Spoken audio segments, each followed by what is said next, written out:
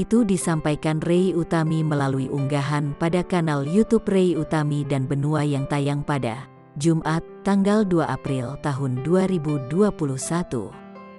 Dalam vlognya, Ray membagikan cerita gejala yang dirasakan Pablo sebelum dinyatakan terpapar COVID-19.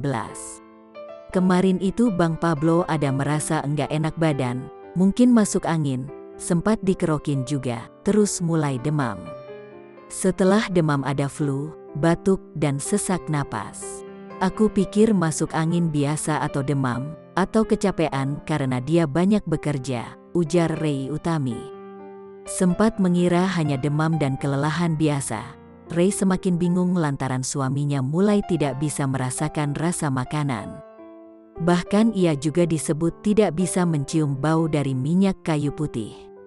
Sontak saja, Ray langsung membawa Pablo untuk melakukan cek kesehatan.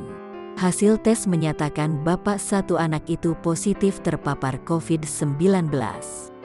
Pablo kini sedang menjalani isolasi mandiri di rumah. Ray kemudian memberitahukan orang-orang yang berkontak erat dengan Pablo agar segera memeriksakan diri.